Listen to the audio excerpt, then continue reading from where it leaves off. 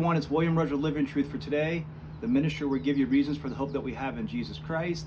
And today I'm sending you an unedited video from a different location. Yes, this week I'm actually spending time with my family in the Smoky Mountains.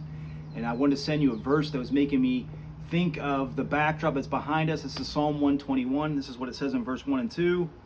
I will lift up my eyes to the hills. From where does my help come? My help comes from the Lord who made heaven and earth.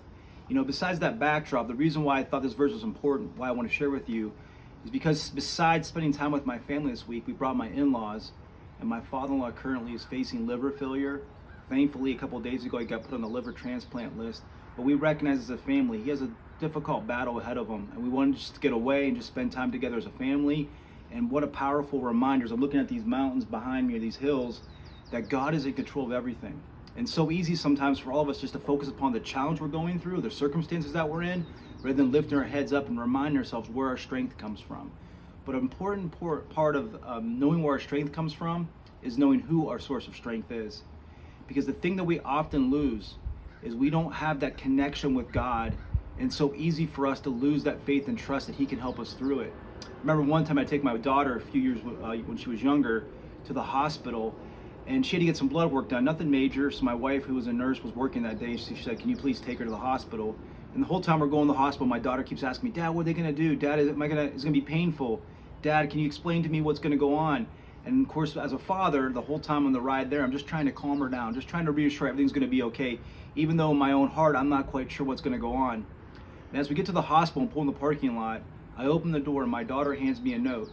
You see, on the way to the hospital, she wrote these words, "I love you." Despite not knowing what was going to go on, despite not knowing exactly what was going to happen while we were in the hospital, my daughter had confidence in me as her father. She knew me personally. So even though in her own fear and her own worry about what was going to go on, she could trust that I was not going to do anything that would harm her.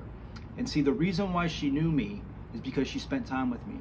And that's what God's calling all of us to do. In all the craziness of our lives, God is just saying, look it, if you want to get your head up and look up into the hills and know I'm in control, spend time with me. Seek refuge, just away from all the struggles of life, and just spend time knowing who I am.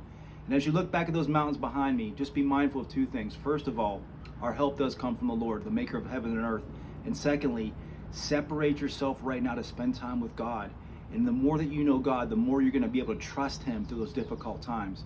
Once again, this is William Rudge, giving you reasons for the hope that we have in Jesus Christ. Have a great day.